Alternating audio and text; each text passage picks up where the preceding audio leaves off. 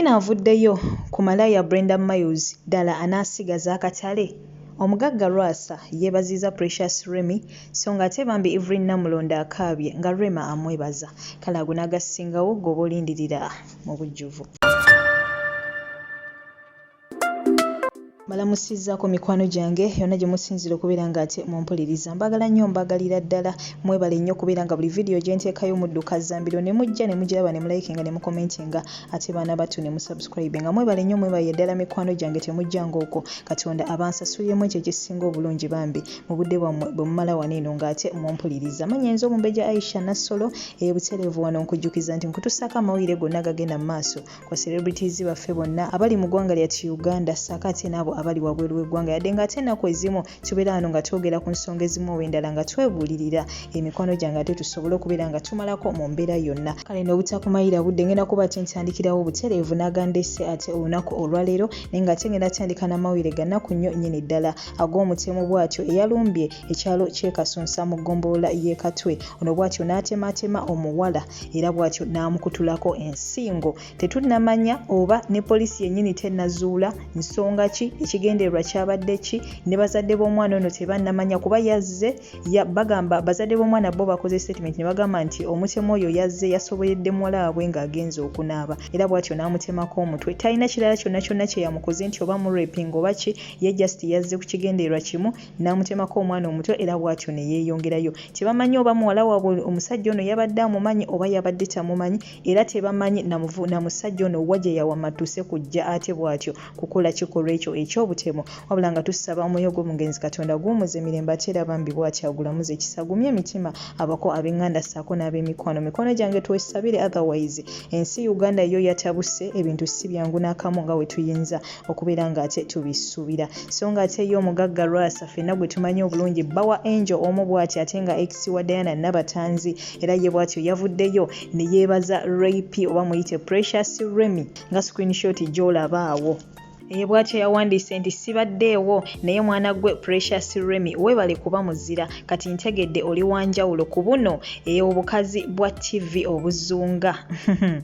si byangu n'akamu n'akeddagala era ye bw'atyo yamugambye nti weebale ku parkinga congratulations. Bw'atyo ye yavuddeyo ate munange n'amuyozayoza yadde ng'ate yalese akubye ba TV presenters abalala nga olabye screenshot eyo naye ng'ekisinga obukulu yavuddeyo n'amwebaza n'amugamba munnange congratulations. Jjukira omukulu ono yennyini omugagga Lwasa yavaayo mu nsonga za Diana Nabatanzi nga zikyakutte akati wansi ne waggulu. Bw'atyo n'ategeeza n'agamba nti abo ba TV kwegamba yabogerera bingi nnyo nga bagamba nti abo ba TV presenters bamalaaya tebasobola kufumbirwa tebasobola kukola ki kale kwegamba yabogerera bingi nnyo bingi ddala era tetusobola kwewunya waba ate yavuddeyo ne yeebaza Precious Remy kuba yalaze nti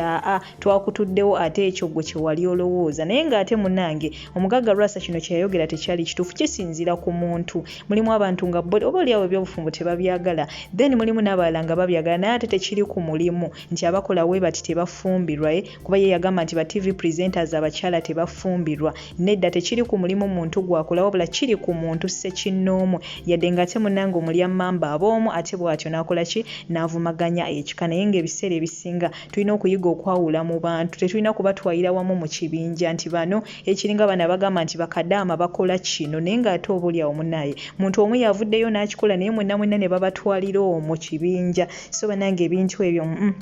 tebibeerawo ebityo so ng'ate n'ebyo omukwano gwange tubivuddeko ate tulina kijjukira nti Rema Namakula omuyimbi waffe ono beautiful ffenna gwe twagala ennyo bambi yazadde baby girl era ng'ono bambi yaliya wabula era tukimanyi bulungi nti Namulondo era mukwano gw'enfiira bulago Namulondo bambi mukwano nnyo gwa Rema Namakula era baamuvuma nako omukyalo ono Namulondo nga bagamba gwafuuka handbag ya Rema Namakula naye ye tafaayo ye agenda bugenzi maaso kuba ye Rema Namakula yagamba nti baava wala ne Namulondo baava wala ffenna gye tutamanyi wabula nga we mumanyi ba social media in-laws bo bakayirirwa nnyo mukwano gwange ate bye batalidde abagenze nga bakomerera omukyalo no Namulondo wawo ne blog omwe yavaayo awo era n'amuwalabanya bubi nnyo n'agamba gwe Rema Namakula nze kankubuulire wabaawo omuntu yenna agenda okulemesa obufumbo ye mukwano gwoyo kennyini Namulondo blog omwe yavaayo ate bw'atyo n'agenda mu maaso n'okubeera ng'ate abyasanguza wali Isma Olexus naye nga bambi ng'omukwano gwabwe gukyagendera ddala mu maaso era nga bambi leero avuddeyo bw'atyo n'amwebaza olw'ensonga nti Evelyn Namulondo era ne mu kuzaala kwa Rema bambi era yabaddewo nnyo kwegamba bambi gwe guno omukwano buli omu gwe yandyetaaze mu bulamu bwe nga obeerawo in times of happiness and in times of sadness kwegamba mu buli kimu oba ssanyu wooli oba nnaku wooli oba kusoomozebwa kwegamba buli kimu bambi nga wooli so ye Evelyn Namulondo era bambi ye Rema Namakula avuddeyo bambi neebaza mukwano gwono namugamba bannange weebale tokomye kubeerawo ku Aliya yekka wabula ne ku Amaalo onnyambye nnyo ne Evelyn Namulondo amaziga ne gamuyitamu nga bambi alabira ddala mukwano gwe bambi ye alabika asiimira ddala byakola manyi teri kisanyusanga kulaga nga muntu kulaga nti nno byokola abisiima abantu abasinga ekibamalamu amaanyi kwe kulaba ng'omuntu gwakolera ebintu tasiima naye omuntu omulaga nti osiima bambi n'ekimwongera amaanyi so Rema Namakula weebale nnyo kusiima Evelyn Namulondo ate ne Evelyn Namulondo tukwebaza bambi okubeererawo selebu waffe oyo Rema Namakula era muri mutima ndafuna essanyu namanya tabia ya kuzaalibwa mu mwezi kubanga ye waayo bambi abaddewo she's a godmother kati ate sakomye ku Aliya yekka abeere ku ama omuyitira Namulondo weebaka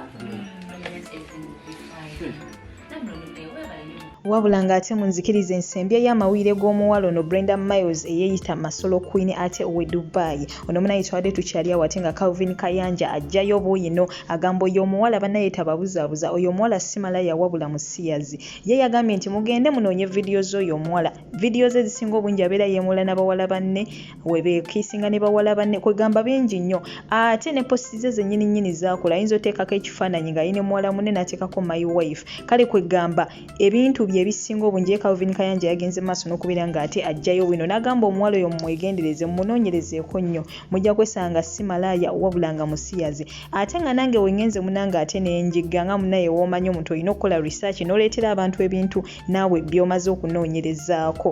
munange wengenze ate okunoonya mu vidiyo z'ono omuwala era zeezo nange vidiyo ze nsobodde okubeera ng'ate nsikayo ne kasho nzize nnyini zaateeka ku vidiyo ze waggulu era mu butuufu zikuleetera okubeera kwegamba okwewuunya n'ogamba yiyi kwegamba zikuleetera okwebuuza ebibuuzo eby'enjawulo ate ne kinjujukiza ne SB4 Media lwe yamukyalira n'amukolako interview era still omuwala ono yalina tatu nga tatu eryo liriko linnya lya muwala kwegamba SB4 nagezaako omubuuza naye Brenda Miles n'abibuzaabuza mangu naye ng'ekyamazima Calvin Kayanja alabika bye yayogedde bituufu nti ono omuwala ayinza okuba alimu n'embeera z'obusiyazi olw'ensonga nti w'olaba vidiyo ze kuba munnange ffe omuntu tumujajinga ku lwe yenneeyisa gye yeeyisaamu ffe tukulaba ng'okisinga basajja banno oba bakyala banno totunenya kuyita musiyazi ge mazima olw'ensonga nti kyekyo ky'otulaze ky'oli okitegeera so ne vidiyo z'omuwala ono ne kasho nzize nnyini zaateekako ku posti ze lemise nga postinze ekifaananyi ng'ali ne muwala munne oba nga postinze ekifaananyi ng'ali mu kuzina ne muwala munne waliwo omuwala gw'atera ennyo posting era atera nnyo muwandiikako nti oyo ye mukyala we my wife my girlfriend olumu n'agamba nti she's mine okitegeera omuwala oyo so ye Calvin Kayanja yavuddeyo n'atugamba nti ayina omuwala gwe yawasa kate we yayogedde bw'atyo nange nenzijukira mu posti ze nayitamu nga waliwo omuwala gw'atera ennyo postinga n'amuteekako nti oyo ye mukyala we my wife nawe wennyini mukwano gwange ampuliriza osobola ogenda naye n'oyongera okukola ku research wo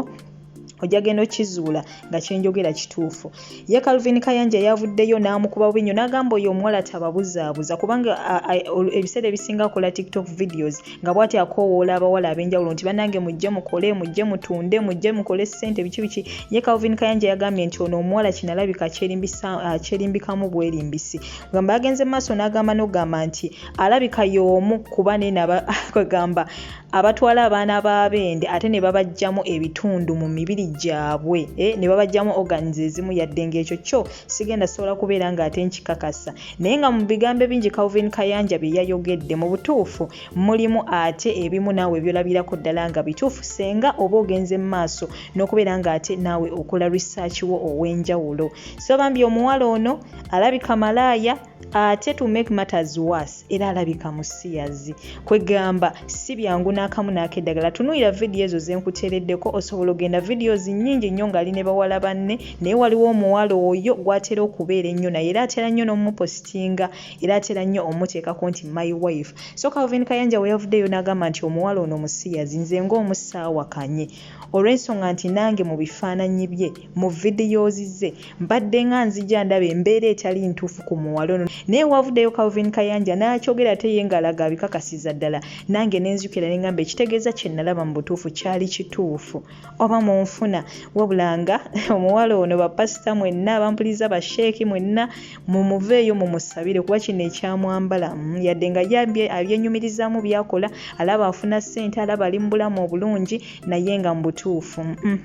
embeera gy'alimu yeeraliikiriza si nnungi n'akamu n'akeddagala. Era nammwe abawala abali eyo bambi mukole nnyo, mukole emirimu egy'enjawulo, mukole emirimu egitagenda baswaza, emirimu egitagenda baweebuula, mukole emirimu egitagenda bamalako mirembe. Calvin Kayanja alina bingi nnyo bye yayogedde ate nga nange ebimu ku ebyo nabyogerako mu vidiyo gye nasookera ddala okukola ku muwala ono mu ebyo biseera SB4 mwe yamukyaliza. Waliwo vidiyo gye nakola nenjogera bingi nnyo bingi ddala ate era ne Calvin Kayanja era mu vidiyo gye yakoze still era nga mu bimu bye yayogedde nange nabyogerako nti abawala baneeno bafeesinga challenge nnyingi abo bamalaaya bafeesinga challenge nnyingi babakyazizza nnyo abantu ab'enjawulo babakyazizza nnyo bamalaaya bano ne babakolako zi interview ne boogera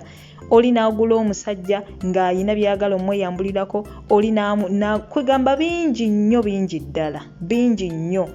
Abamu baba batemu abala kwegamba babakozesa ebintu ebyenjawulo abamu babagula ne babakozesa abantu bameka so bambi bayita mu life eri hard so bambi bawala bannange yonna gye muli mulekerawo okubeera nga munyooma emirimu mulekerawo okubeera bangala obunani munonye emirimu egiri decent mulimu emirimu egimu abantu gye banyooma oli n'awulira munne nti kaddaama n'aseka muneeno ogwa kaddaama mulimu mulungi nnyo kuba mulimu guli decent okuggyako baneeno aboonoona ate emirimu gy'obwa kaddaama ne bajja ate ne bebaka ne babbosi babwe ne bebaka n'abaana bawaka naye oba kaddaama nga wava Uganda n'ojja n'okola emirimu gyo bulungi n'omala n'oddayo banaye omulimu ogwo guli decent. Bakazi bangi nnyo Uganda booza engoye ne batooba naye nga tebasobola yingira mu bwamalaaya. Calvin Kayanja alina ekintu kye yayogeddeko nange kye nayogerako ndagamba teri mbeera esobola kusindikiriza mu bwamalaaya ekintu ekyo kituufu era abantu abo baleme balimba oli omusanga embu malaaya atandika okwebuzaabuza mbu munnange embeera yentadde wano bannange mukwano gwange teri mbeera esobola kuteeka mu bwamalaaya nze ekyo nkiddamu kubanga ekisookera ddala emirimu mingi nnyo abantu bano gye basobola okukola mingi. Abakazi tubalaba e Uganda nga batooba n'abaana batooba n'akola kino n'akola kiri naye nga tasobola kugenda ku kkubo kuyimirira kwetunda. Ne gwe n'otugamba nti emirimu gikubuze y'ensonga lwaki osazeewo oyingira obwamalaaya. Teri nsonga yonna yonna esobola kukuyingiza bwamalaaya era abantu baleme balimbalimba nti simanga yabuliddwa omulimu simanga embeera mbi ensonga lwaki yayingidde obwamalaaya abamu babulimu kyeyagalire. In fact bonna kubanga tulabye emirimu mingi nnyo abalala gye bakola abaana abataasoma abaana abakola kinaye nga beewa ekitiibwa tebasobola yingira mu bwamalaaya. Gwe lwaki ogamba nti emirimu gyakubuze therefore koyingira obwamalaaya gye giri emirimu emirala mingi nnyo gy'osobola okukola nga tokoze bwamalaaya. So mikwano gyange twagala okukola ate twagale nnyo emibiri gyaffe tutye Katonda tuyigirize n'abaana okutya Katonda. Omuntu yenna alina Katonda mu mutima omuntu yenna eyeewa ekitiibwa omuntu yenna alina ensonyi mu mutima tasobola kubeera nga ati akola omulimu guno ogw'obwamalaaya. Mulimu mubi nnyo kibanga kisitaani ekiba kikwambadde oba weetaaga kusabirwa yadde nga bba abagulimu munaye bagwenyumirizaamu era balowooza bafuna ssente balowooza bali mu life ennungi balowooza bali bulungi naye ng'ate ekyamazima bambi bali bubi nnyo nnyo nnyo mukwano gwange kyenjagala okutegeeza olwaleero. Gwe wenampuliriza essaawa eno ng'oli mu mulimu ogwo bambi oba osobola okuguvaamu nkwegayiridde guveemu. Omanyi otwogera ebintu nga bino bangi bavaayo ne beekangabiriza mu comments ne batuvuma olw'okuba egyo emirimu gye balimu n'ate munnange ekituufu oli kimanyi oba oli awo ng'omaze kwekoona tojjukira okubuuka wabula gwe abadde alina endowooza ng'ogenda just kubuyingira bambi totawaana. Oyina emirimu mingi nnyo gy'osobola okukola mulekerawo okubeera bangala obunani mbu simanze so akola egyo mirimu gya kiyumba sisobola kukola ki bana abagikola nabo bantu nga ggwe okitegeera. Bambi abulimu buveemu atannabuyingiramu tobulowooza nako waba abukuwanira akola atya mugambe nti bambi nze bye sisobola bikola ate era naye mulwaneeko osobole okubeera nga omutaasa abuveemu kubanga bambi omuntu ali mu gine abantu bonna abali mu gine emirimu baliko ebikolimu kiba kikolimu nga kyekiri ku muntu oyo. Teri mbeera esobola kukusindikiriza mu mulimu guno okuggyako nga gwe bweyagalidde. malaaya tava buvi eri mu bbanga n'agamba nti yeesanze ali mu bwamalaaya wabula ekintu ekyo kiba kimulimu nga kimusindiikiriza nti agende mu bwamalaaya emirimu ne wegijja emirala era ye aba yalookingirawo mu bwamalaaya aba tasobola buvaamu ensonga lwaki nkugamba nti teri mbeera esobola mumusindiikirizaamu wabula ye kennyini afuulaba nga abwekuumiramu ye ng'omuntu. Omuwala ono baali bamuwa ofa y'omulimu Brenda Miles tugenda kufunira omulimu gwa bukadde 3 yali agala bukadde 5. Can you imagine omuwala atasoma atakula kikati ng'ova eri ng'ono atugamba nti n'emirimu gyambula ensonga lwaki akola obwamalaaya. So abantu balekerawo balimba nti tebalina mirimu mirala obwamalaaya ye option nedda mikwano gyange. Oli aba yeeyagalidde bweyagalizi naye nga abantu baneno tubasabire bambi Katonda abakwateko basobole okubeera nga emirimu nga gino emivundu bambi bagivaamu kubanga si byangu n'akamu n'akeddaga naye nga nsigadde nze Omumbejja Aisha Nasolo omukwano gwange oba yagadde vidiyo eno ngenda kusaba ojja liking ngenda kusaba osubscribe ng'oteekeko n'akadisa kitati tomissinga out updates zonna zigenda mu maaso waneeno. Goodbye for now nkomawo.